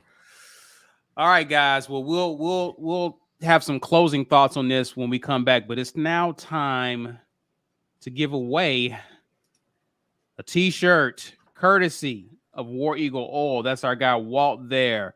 Drop hashtag get your weight up in the comments. And guys, you already know the drill at this point. If you have not done it, Too late because Ike is drawing. It's 122 people already in for the drawing, That's man. We don't plenty, need no man. additional folks, man. Let's That's get plenty. to this. Today's winner, Unleashed Magazine. That's my Unleashed. guy. That's my guy right there. Definitely has won. Definitely has won. He He's won won something before. last year, but we Yeah. said we were going to reset it once For the sure. season starts. So, So, all right. yeah, that's actually he and I went to middle school together, man. So props to him if he's still here. That All is, right. Well, you unleash got to on be this chat. present to win. If you ain't present, then, Went to you know. middle school with me too. Yeah, that's right. Man. Yeah. Yeah. But anyway, so yeah, if you're still here, man, holla at us in the chat. But if you're waiting on him to kind of get his act together, we're gonna get a quick word from our sponsor. Then my guy Mike G has a surprise for y'all. But while we're waiting, let's just relax for a minute with our guys from Chill Boys. Treat your boys. Chill Boys underwear is designed for maximum comfort with enough space to keep you cool, calm, and comfortable. Chill Boys underwear will help you keep the boys close, not too close. When the game is on the line, you won't break a sweat with Chill Boys underwear. Whether it's left boy, right boy, or both boys, Chill Boys provides your boys comfort like you never felt. Maximize your chill with Chill Boys. And he is, of course, definitely here. Says, what it do? Congratulations.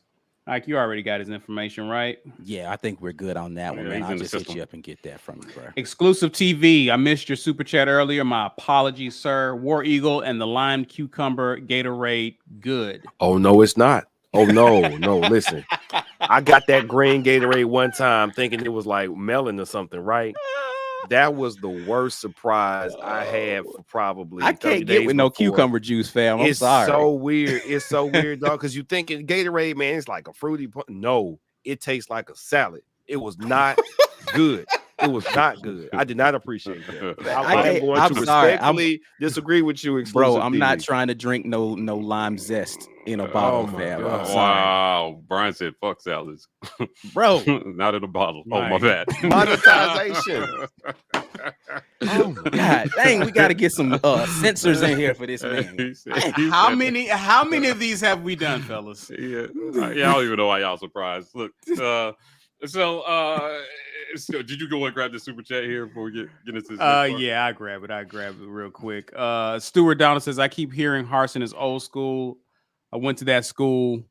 Back then, teams had 2 pro QBs and one mobile used for a spark. Now, please bring back the Veer. Here. All right. That's Interesting. That's a thought. Gus Malzahn returns for the Veer. That's kind of why I'm a little hesitant on that one. But Mike, you got something? Yeah, listen, if you're new to the War Rapport, every week we try to say something inspirational for the team to get them pumped up about week 1. So usually it's spontaneous and is in the flow of the conversation. And I usually like to diss our guest, whoever they are from the other school. But since we don't have anybody from Mercer here this week, for week 1, I recorded the motivation. So we're going to run this and then we'll get back into our regularly scheduled programming.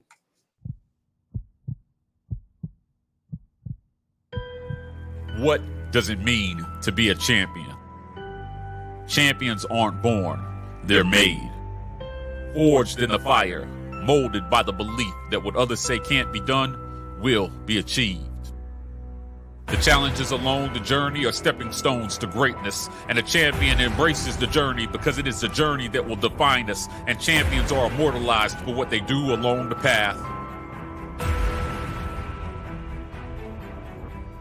To be a champion, there will be pain, but pain is the cost of admission. Sacrifice is the price of achievement, and a champion will pay the cost. Without the cost, there is no reward. Without the sacrifice, there can be no absolution.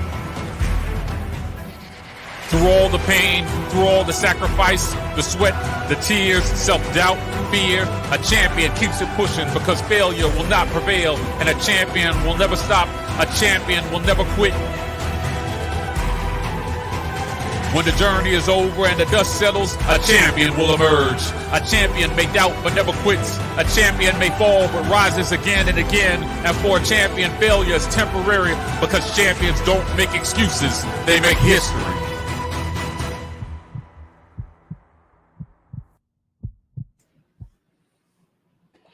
Hey. So this season, we hope that this version of the Auburn Tigers makes history. I thought long and hard about what message that we wanted to send to the Auburn faithful about this season. It seems like there's a lot of negativity going into this season, and whenever there's a ton of negativity, it's a perfect chance, I think, to rise to the occasion. So what I hope that this team does, what I hope they do, I hope they read social media. These guys read social media. TJ Finley hears people saying we're not going to win 4 games if he's quarterback.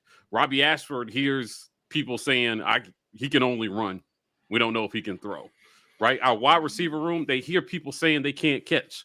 Our line, they hear people saying they can't block. Right? And for every time somebody has said they can't do something, in the summer workouts and in the practice, I think they've taken it to another level. I hope that it shows on the field. The other team, I don't want to disrespect the teams that they play, because the other teams that they play are going to have something to say about the outcome of the game. But I feel pretty good about the effort that we're going to get from this team this year. And it should be something, it could be a season for the ages, man. So Auburn football is turning up in 2022. Damn it, the War Rapport is turning up with them. We gave y'all one hype video. B and I are in the lab on some other stuff. I almost cursed twice. We're on the lab on some other stuff. But stay tuned, man. And if you're not a patron, this is a perfect chance to plug this. Become a patron. Our game day experience is going to be insane this year. Right. So we put a lot of work into trying to bring you guys the best coverage, the most access, the most original content, and the most informational content. So become a patron. I see the patron numbers rising. Guys, we need like 1,000 more y'all this season. Legit. Now, there are sometimes even 10,000 views on a video. I know there's 10% of you guys that will sign up for patron memberships to help us continue to take this thing to the next level. We're working hard. Auburn football is working hard. This won't be your last hype video of the season. I just hope that we're talking about mid-season successes in the next one, and some of what was mentioned in that video comes to fruition. Indeed. Well done. Exclusive TV says Mike sounded like Jay-Z a little bit in that. I don't know about all that. I wish my bank account sounded like his. That's for sure. Yeah, you and me both. To put a bow on this preview of Mercer, I usually like to do this thing. I say, well, Auburn wins if, right? I think we feel pretty confident in knowing that Auburn is going to win. So what I want to say here is, what do you need to see to avoid not being a little annoyed or worried? I'm talking about the MVP, minimum viable product, right? What do you need to at least see to give you some comfort going into the coming weeks in this season? I'll start with you, B. Last season, the first game started off really good. It was, I think it was like a record-setting performance as far as completion percentage for Bo at that time, and it ended up meaning absolutely nothing.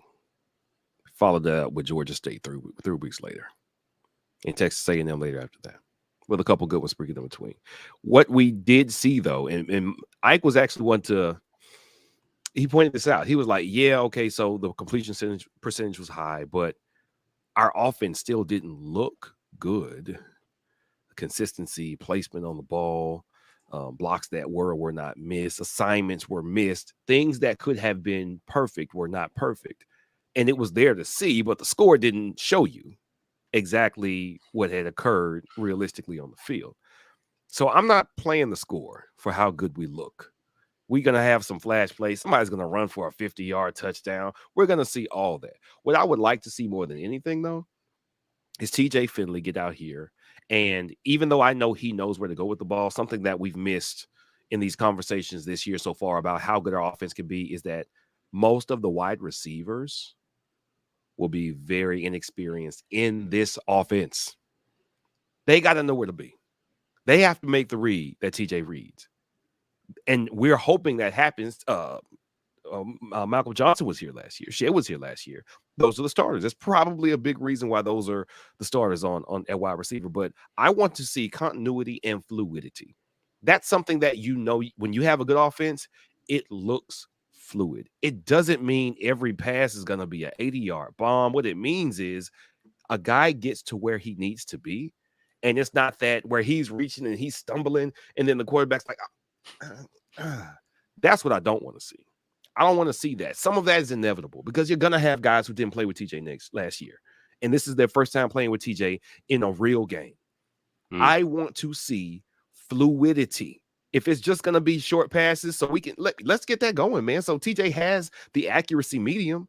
I want to see him hitting guys perfectly on that over the outstretched hands of the defender, and they go out of bounds, and we keep it moving. There's not all this pause getting the plays in. I want to see some fluid offense. We're going to have the big plays because they can't match us physically. I would love to see sustained drives, high completion percentage, because the offense is functioning well and it's a healthy offense. That's what will put me at ease for the rest of the season. Ike? I mean, so from an offensive standpoint, I don't want to see of our first, I'll say 6 drives. I need to see at least 5 of them ending points. I'd like to see 4 of those be touchdowns. I just want to see us being able to methodically move the ball down the field. I have a feeling that we're going to try to go out there and throw the ball early because we know we can run it, and then be like, if it doesn't work, then we're going to come out that next drive and be like, all right, cool, we're just going to run the ball down their throat and go get the win. But I want to see the kind of game plan that you would normally put in. I know you can physically dominate Mercer. That's fine. I know you want to try to hit the big shots so you can prove to people TJ can do it. Don't try to go out there and prove nothing to nobody. Mm-hmm. Let your offensive line, who wasn't great at run blocking last year, go out there and dominate people. Mm-hmm. Right? I need to see that. I need to see them physically dominate a team that they should physically dominate. And that's on both sides of the ball. Physically dominate a team you should physically dominate. If you want to take some shots, fine. Take them from the 30-yard line, though. Yeah. Walk them down the field. Mm-hmm. 2nd and 8 from the 30. Go up top. If it doesn't work, walk them the rest of the way to the end zone. Mm-hmm. I want to see that consistently. Those first, again, 6 drives from the offense. From the defensive standpoint, I just want to see people be assignment sound, and I want to see from the defensive secondary. Last year we played a lot of that zone stuff in the back end that people were upset about. I want to see them challenge that offense, get up in their face, make them have to beat you off the line of scrimmage. Again, you don't have to be man-to-man to do that. You can play a zone and still be challenging a team to do that sort of thing. I want to see physical domination on both sides of the ball in the trenches. I want Mercer to feel like when I look at the Mercer tape, I want it to look like I was looking at Morehead State's tape, where I was just like, they didn't really belong on the same field with them. Right. Yeah. Before we get to you, Mike G, Brent Connor, $5. Got to send love on that sermon from earlier. Appreciate that, Brent. And also, Cedric Harrod. Our guy. Did y'all get his? Did I get his? I don't think I didn't see the comment. Yeah, I didn't see the comment. Appreciate that on that. Before we get to you, Mike, I want to see, Harsin talked a lot about knowing what you're doing when you're on the field. Mm-hmm. Avoiding mistakes, not having to waste timeouts because you don't understand what I want to see us. I want us to know what we're doing on offense and defense. I don't want to see us lining up offsides. I don't want to see false starts. I don't want to see stuff. I want us to get out there and look competent. In addition to moving the football, I don't want the reason we are not unable to sustain drive is because we're shooting ourselves in the foot. Right. I want to see us look like we are cohesive, just like what B is talking about, being fluid. We need to understand the offense, TJ making sure everyone's lined up correctly. We understand the situation, the down and distance. We have awareness about this. I want us to look competent. Those are things I want to see moving forward. I think that's going to be very important, vitally important. And yeah, I just don't want to see stupid. Mistakes happen, but there are such things as stupid, dumb penalties. I don't want to see any of that this weekend. We should go out and dominate and look very competent doing so. Corey Weber, can you guys address the Tim Jackson for permanent AD role rumors? Any other names being floated around? I saw something interesting about that guy from Utah State today. Nominating himself, basically. Yeah. I was like, hey man, I'll do it. We asked you what you had for lunch. I know. My auntie went to Auburn, so yeah, maybe they'll pay me $500,000 a year. Interesting. I don't have any comment on this. I've heard this mentioned quite a few times, but no inside information. I've heard everything from Tim Jackson to Rich McGlynn. Like, I hear Tim Jackson's name thrown out every time there's. I'm not sure what actually going on there, but I assume we'll find out since Alan Green essentially sent his farewell email today to everybody who's either an alumni or on the media list. Yeah. Mike, what do you need to see?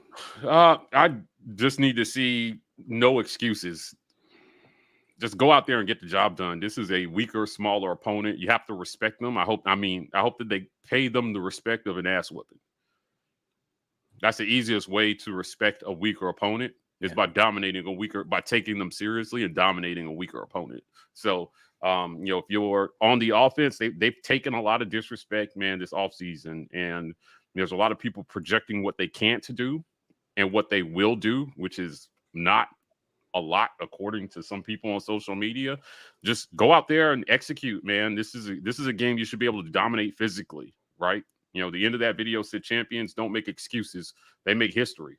History starts Saturday, right? It starts with what you do against the Mercers and then the San Jose States and then eventually the Penn States. So, I don't have a lot to say on this. I expect us to we should dominate. We should dominate. I want to see a competent-looking offense, and particularly for TJ Finley. He said in his press conference that he didn't come here to win the starting job. He came here to win the West. And I'll tell you what, for as many doubters as he's had since he arrived at Auburn, that's actually something I'd love to hear from the guy who just won starting quarterback. Right. Like, it's not over. I'm not throwing a party for myself because I won the starting job. I came here. That's what I expected to do. And then what I expect to see beyond that is I expect to see him dominate so much that we get to see the backup. Yeah. We get to see the guy who's going to be next up. And if history is any indication, we might need that guy this year. Because lots of people, including the national champions, went to their number 2 quarterback seriously last season for serious work. Mm-hmm. Yeah. Right? And if you only got one guy at quarterback in this league these days, you're playing with fire. We need 2 guys who can do the job. And that's what I expect to see. I want to see that we're too deep at most of these positions. Because I'm sick of the offseason narrative that Bo's gone, so we don't have a quarterback. Mm-hmm. What the hell did he do that's going to be so hard to replace? Run around for 35 yards in the backfield and then throw the ball away? Just for a while? Actually, is pretty hard to replace. Come on, man. Kobe Hudson, same thing. 500 yards worth of receiving, and everybody's acting like we don't have a 500-yard guy in this wide receiver room. I think we got 5 of them. I think we have 5 guys that can easily go for 500 yards in a season with competent quarterback play. So I want to see competency, man. I want to see competency. I want to see the togetherness that they've been talking about all season. And I want to see fight, because last year they weren't together. It showed up on the field. They've said all offseason that they got rid of the cancer. So let's see what it looks like. Yeah. Let's see what it looks like on the field. It should dominate. It should look like hope in week 1. It should look like hope. And week by week, all your detractors get a little bit quieter. They got a little less to say. It's all of a sudden projecting 6-6 or 5-7 isn't so easy by week 4. If you do your job. What do I want to see? I want to see everybody do their damn job on Saturday. Let's go. We should be celebrating a victory, and we should not be talking about what the weaknesses are going into San Jose State. As fans, we should be projecting forward. They need to focus on San Jose State, but the hope that they can inject into this fan base should have people looking forward to Penn State. Should be a foregone conclusion. They're not allowed to do that. We're allowed to do that. They're never allowed to do that. Yeah. But I want to see them go out there, do your job, give people hope, get people behind you. I know we get on the fans a lot, but you do have to put a product on the field that people can be proud of. Just do it. Show the haters why they were wrong. So at the end of the season, we're doing a special segment on bookmarked tweets about everyone who said this team wouldn't do nothing, wouldn't make a bowl game. I'm looking at you, Boomer. Facts or nah? Tank runs for over 120 yards in this game. Facts. Facts or nah? He'll have that by Hunter halftime. also runs for over 120 yards this game. I think that's more facts. Because I think he probably gets some of them second team reps that are probably going to be split between Robbie and TJ. I expect Hunter to have more touches, so I think he gets 100 plus 2. Yeah, and that's because those touches will come with the second team after their first team is already getting worn down. I think the second and third string back, they're just going to eat. Right. Facts or nah? Tavares Dawson is the leading receiver. Ooh, this is a good one. Ooh. Nah, it's my guy Malcolm. He's going to catch 2 70-yarders. He's going to have wait a minute. So you're asking most yards or most receptions? Most yards. That's going to be Malcolm. See, Dawson's got the quicks and the speed to get the big ones, though. See, he can have. I'm thinking about how Mercer was defending. Malcolm Johnson, five catches for a lot of cushion yards. for that slot receiver. Yeah, I think the slot receiver is going to have the most touches, but are they going to have the most yards? Yards, That's a tough one. Yeah, Malcolm 5 for 175. I'm calling it right now. That's a tough one. I don't know. I'm gonna say no. You hear me, Malcolm? 5 for 175, baby. You know who on the sneak I think actually has the chance to get the most yards in this game?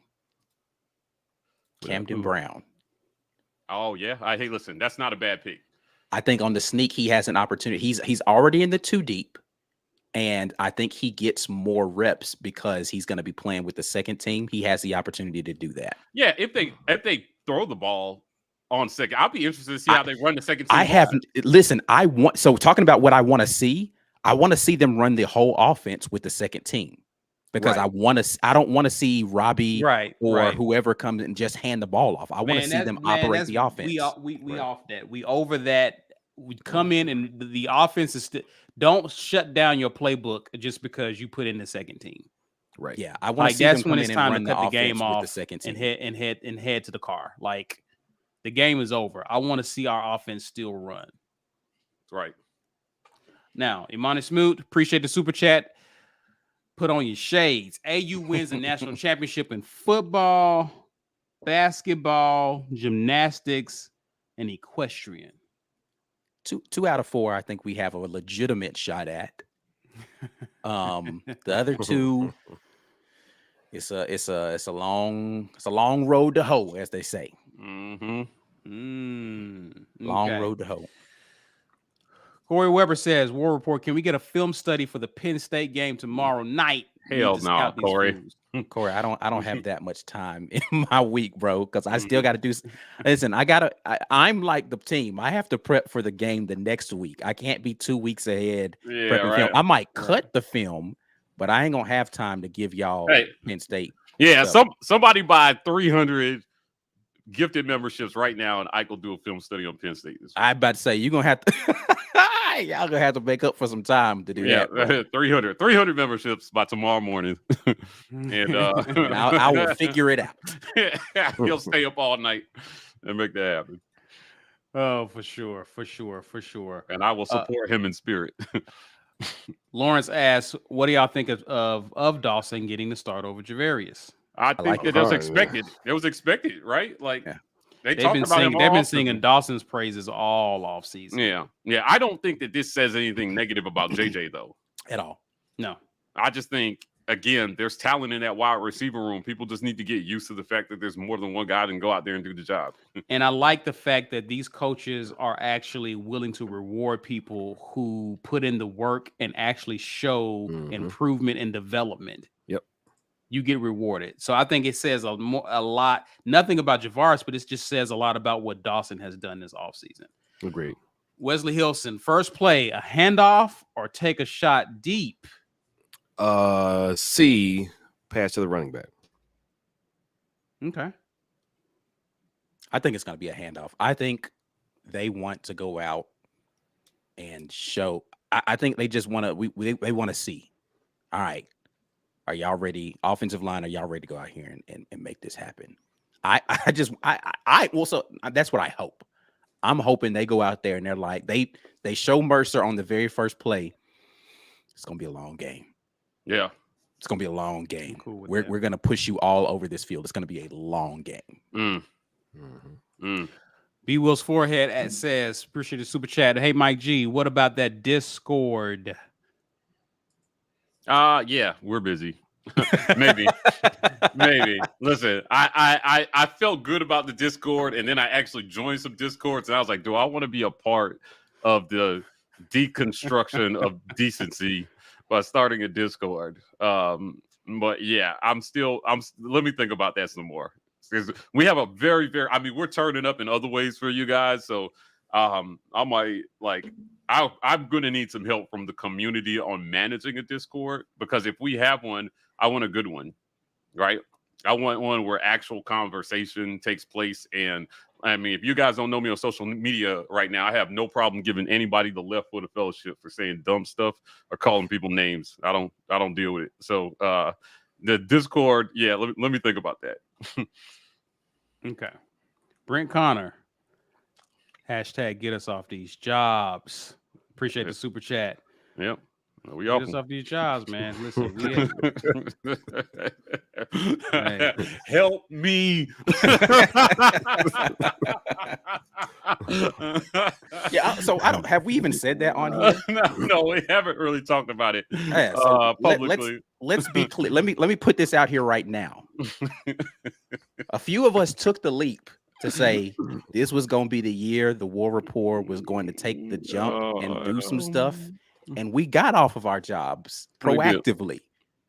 So some of us help right. Some of us help us get to 10,000 subs and somewhere around 1,000 members. 1,000 more members, yes. And we will be forever grateful. Yeah, for sure. So I can make sure these bills are being taken care of. Yeah, for sure. Listen. Help me. I know. Heart voice.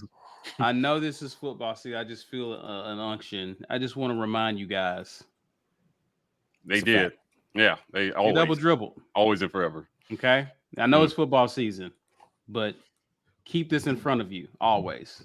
They double dribbled. Now, let's get to some more. Let's get to some more questions, comments. James Barnett says, fellas, in your opinion, how much better will we look now that the team appears to be all bought in? It should make a difference. Yeah. I mean, listen, it should make a difference. There are intangibles to every great team. And, after a team goes on a championship run, you hear them tell the stories about the ups and downs and the times that, those times in camp where things got hard and they pulled each other along. We've heard those stories all offseason. I think it's going to make a huge difference in the fourth quarter when they need a play and the guy next to me has my back. Do your job. Do your job not just for you, but do your job for the guy next to you. They've done it. I think they've galvanized themselves as a team, and winning a championship, being in contention for a championship is not just about X's and O's or who's stronger than who. It's about teamwork and camaraderie and all those other things that only the team ultimately sees and we just hear about. So yeah. I think it makes a difference. For sure. Brent Connor says, that's why I said it. Y'all slacking. Oh, it's talking about the Discord? I guess either that or get us off the jobs. Listen, again, I said before that I wasn't going to be on the Discord. and I still mean it. So listen, if somebody else want to do it, by all means, go for it. Yeah. We'll figure it out. Bay Lyman says, "Who do y'all think will be our 1,000-yard receiver this year?" Ike. Ike. Who do you think will be the 1,000-yard receiver this year? We already know who Mike got. I'm gonna take him at his word, and I'm gonna say Coy Moore is gonna do it. He stays healthy. I don't see any reason why he couldn't. Mm-hmm. I'm gonna go Coy there too. Okay. I'm gonna go Coy too. Malcolm Johnson Jr. is your pick, Yes, right? yeah. Okay. Yes, Malcolm. I figured as much. 1,000 yards. Todd Jordan, can we get back to the facts or nah questions? I'll do it with some of the comments that we got. Facts or nah? Shaker gets 100 yards with dink and dunks this weekend. No, I'm going down on this one. Yeah, I don't think so. I think he's gonna probably get. I'll say Shanker gets 6 catches for. Yeah, I'm worried about the around volume. 70 yards. Yeah, I think we run the ball a lot in this one. They're going to take some shots. It just depends on what the defense gives us. But if I were a betting man, and I am, I will go no on this one. Yeah. But speaking of betting, we're going to be getting back to the prize pick stuff. We did it for basketball season. Mm-hmm. Saturday pregame, we're back at it with the prize picks. So y'all tune in pregame Saturday for our prize picks. Good stuff. Good stuff ahead. Gerard Ferris, facts or nah?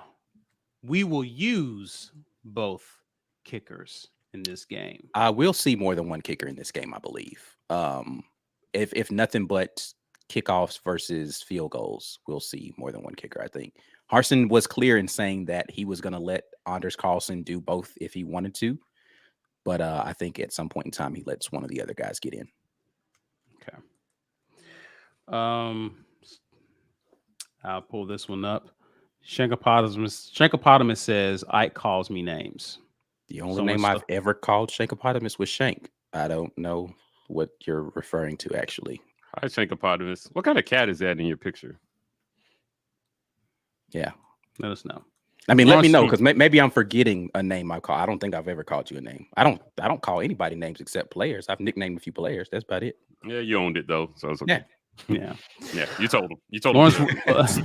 that is true. Yeah. Lawrence Robinson says, how do we get Elijah Craig to sponsor the War Rapport? It's a very good question. I don't know the answer to, and I wish I did. Is he on Twitter? Just add him until he does it. Elijah Craig is a bourbon. Oh, okay. Yeah. At them. Do they have a Twitter? Yeah. At them. Yeah. Bully them into it. Peer pressure. That's the answer. It's kind of like how we try to do Tim Cook a little bit. Yeah. Succumb to the mob. Mob mentality. Derek McClellan says, C-Dub says, who plays QB this year? Mike G? Malcolm Johnson Jr. Hilarious. Can he throw the ball to himself? If he can, then yes. Todd Jordan says, what game will we be at this year? Oh man, it's tough. We got things going on. Bruce Pearl is doing an Outlive event here in downtown DC. I was going to try to make Penn State, but it's the week of that game, so we'll see. But we will have an Auburn representative at War Rapport representative at every game this year. So every home game. Every home game, yeah. Well, I don't know. And a couple of road games. Yeah, minus Mississippi State and Ole Miss, and we still might go to those games, so we just don't know. But yeah, somebody will be there. We'll let you guys know week of who's who. Ike's definitely going to be down there for game 1. Yeah, I will. I'm making the trip down to Auburn this weekend for certain. Brent Connor, appreciate you, buddy. Giving away 1 free membership per week. Well, so we don't get to decide. So how the membership works is you purchase the free membership, YouTube randomly gives it away to someone. Yeah. So it's not up to us who that membership goes to.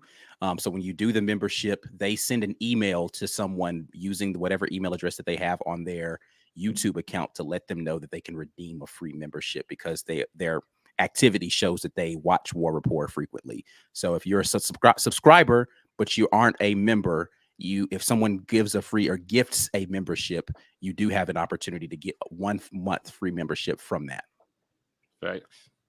Facts. Corey Dub, facts or nah?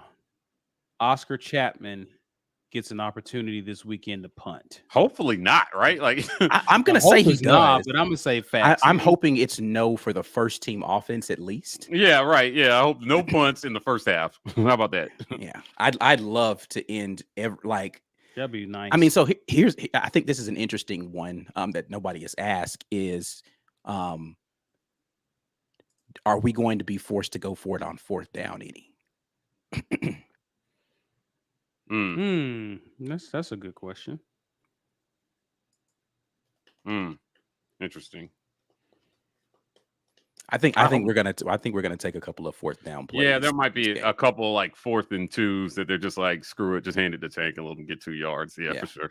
Yeah, I can see that. I could see that. Facts or nah? Robbie Ashford has more than 1 touchdown this weekend. Oh, this is a good one as well. I'm gonna go facts on this. I think he's gonna have 1 passing and rushing. Mike? I'm gonna go facts on this one too. I think 60-something points are scored in this game, so I'm going yes. I don't think TJ's going to score 7 touchdowns. So I mean, it's not possible that if it's going that well, he's not in the ground, game that long enough. Yeah, I'm just saying, like, it's possible that they're rushing touchdowns though, and it's not Robbie's not responsible for them. So. Correct. Yeah. So I don't know. I'm going facts on this as well. I think we find out this week that Robbie is a red zone threat. That he opens up your playbook. Hopefully that's what we find out. I'm praying that that's what we find out. Chris K says, nah, Buffalo Trace.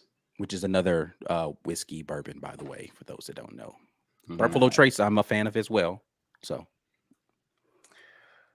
Risk No Reward says, I guess we can do this. Facts or not, we will see all 3 QBs this week. No, you have to specify which 3 we're talking about. Because I'm assuming the TJ, Ashford, Calzada. I'm not certain Calzada plays. We could see Holden Garner, though. I think that's a possibility. So I think we will see 3 quarterbacks, but which 3, I'm not sure of. I'm going to go with nah on this one. I think we see 2. I talked about this with Blackerby. I feel like depending on how the game is going, you have so little tape on Robbie Ashford. If he is truly your number 2, you get all the information you can. Which is why I honestly hope that TJ doesn't play more than like a quarter and a half on this. And then Robbie gets to come in halfway through the second quarter, play all of the third quarter, and then you go to somebody else for the fourth. Yeah, I don't think you're learning anything new about TJ Finley in this game. So unless he plays poorly, there's literally no reason to keep TJ in this game. I expect him to play so well they can put the backup in. And I feel like if I won the number 2 job and I have not even played in a college game, I'm pissed if you're putting the number 3 in at any point. Right? Like, I don't know. Yeah, you're never worried about getting your number 2 hurt. Let that man go out there and play as much football as he can, is what I'd say. And I'd say that no matter who the number 2 was. B Will's forehead, facts or nah, Mercer has more than 1 turnover this game. I'm going to go facts on this, actually. Just from talking to Donovan Kaufman, that seems to be a thing that they want to, because last year, I don't remember whether this was on camera or not. He talked about how they forced a lot of fumbles last year, but they didn't recover them. So they are trying to work this year on creating turnovers, not just forcing fumbles, but actually recovering and getting to the ball, being more opportunistic on the back end. I'm going to say they actually have more than 1 turnover this game. I'm going to go facts. Yeah, I'm with you. There was a play in last week's game. I didn't have it in the film review. I thought about it where Fred, I think his name is Fred Payton. I know his last name is Payton. The quarterback for Mercer was under center, and he goes to throw a quick wide receiver screen to the outside. He actually goes to wind up for it, and the ball falls out of his hand, and the running back runs and scoops it up as if it was a design play, and he gets like 8 yards on it. And I was like, Morehead State's awful. They can't even stop them from getting positive yardage on a completely busted play. It was terrible. Yeah. I'll go facts here as well. Why not? Facts or nah? Tight ends have more catches than receivers. I'm going nah. Yeah, I'm going to go nah on this one as well. I think tight ends, there will be double-digit tight end catches in this game overall, but I don't anticipate it being more than the receivers catching. Yeah, I think that might be. I think once you the factor in game the is not first- going the way they plan if this happens. So You're right. Yeah. I mean, I'm gonna have to factor. I mean, you got to factor in the first and second teams playing. I think you're gonna have a lot of opportunities for our receivers to make plays. yeah, if that's what they're giving us, okay. But like, yeah, I don't see it. Who finishes with more tackles, Owen or Puckett in this Hmm. game? That's a good question. I want to say Owen, but I think Owen is I'm a- going to be the answer here. Yeah, I'm going to go Owen. I just think that they're going to attempt to run the ball a lot, which is going to give him a lot of opportunities. If Puckett has more, that means he's probably playing down in the box more often. Then he's going to be getting tackles in the secondary as well. I'm going to go Owen. yeah, I think with Puckett lining up in different parts of the field, whereas Owen lining up closer to the line of scrimmage most of the time. Yeah, I'm gonna go Owen there. Mm. I'm gonna Yeah, go Owen. I'm going. Mercy, facts or not, we get a punt return. Woo! Touchdown. Wouldn't I love to see this? I Is would there a too. special teams touchdown in this game? This would be a perfect game. Did they say who's the punt returner is? Is that on the depth chart? I think Javaris Johnson may be the punt Okay, returner. I like that. Actually, it might have been on the depth chart. Let me go check and see if it's Yeah. on here. I like that choice. If that's the guy, but we'll see. Yes, I'm gonna go with facts on this one. I'm going to go I don't think we get a punt return for a touchdown. Maybe not this game. Not Yeah. this game. We'll So see. I don't know. we'll definitely see. That's tough to do, but I would like to see us. Yeah, Javaris Johnson and Keontae Scott are our starting and 1 and 2 on punt return, kick return. There's Jarquez Hunter and Nehemiah Pritchett. Okay. Yeah, that's just tough. I mean, I want to see us be able to flip the field for sure with our punt returner, but as far as getting a touchdown, I'm not sure if that happens this game. Anyways, There's a Where lot of to go, questions guys? still coming in, but Are they? no, I mean I didn't bookmark any. I'm just saying I see a lot of them in the chat that are flying by, but listen, you guys hang out with us on the pregame show on Saturday.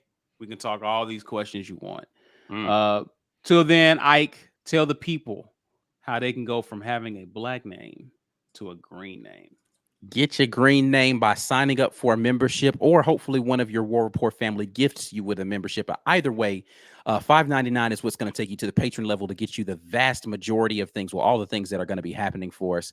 That includes access to the chats on game day, halftime and post game, just as a word of reminder or caution for those that don't know, are going to be restricted to members only. If you're not a member, you will not be able to use the chat feature on game day except for the pregame. Pregame's open to everybody. Halftime, post game, members only. Members only content going on right now with our game review or a film review from Mercer. I've got some additional film review I'm going to try to get done for you all by tomorrow. So hopefully we'll have that by end of the day tomorrow. So be sure to be looking out for that. We are, as always, giving away tickets to the game. The Penn State ticket giveaway is going to be happening next week. Props to our winner this week. I didn't do a graphic for it, but Jordan Ingram. That is INGRUM. Props to you. You have won the San Jose tickets. Make sure you email us business@the-War Rapport to be able to claim those tickets.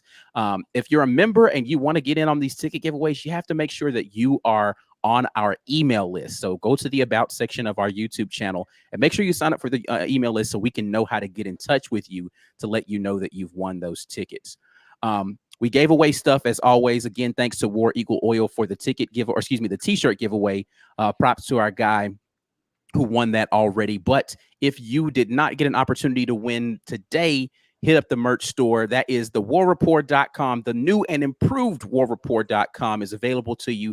Go shop there. Go check out all our sponsors down there on the bottom of the homepage.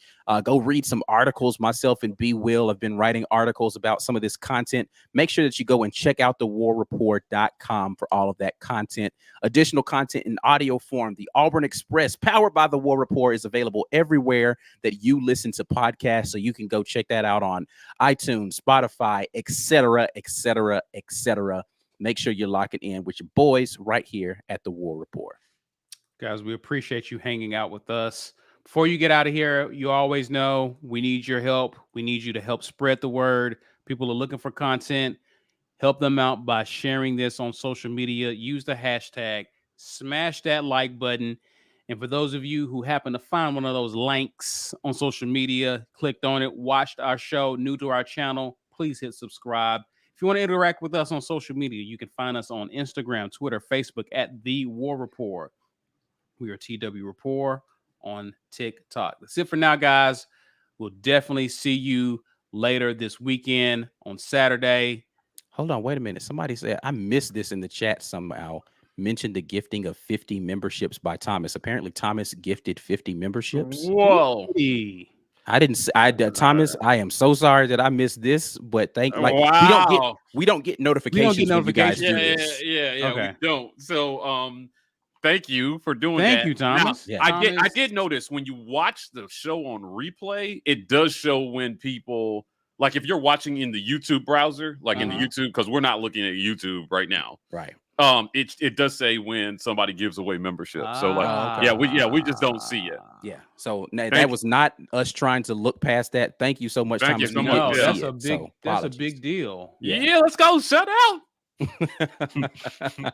No, we really I'm trying to. Yeah, I'm looking, but Thank you, Thomas. Thank you, Thomas, so much. That's awesome. Anyway, guys, we appreciate you. We'll see you this Saturday. Hopefully, we'll be in good spirits. We'll see what we want to see. But until then, have a great rest of your week. As always, War Eagle. War Eagle.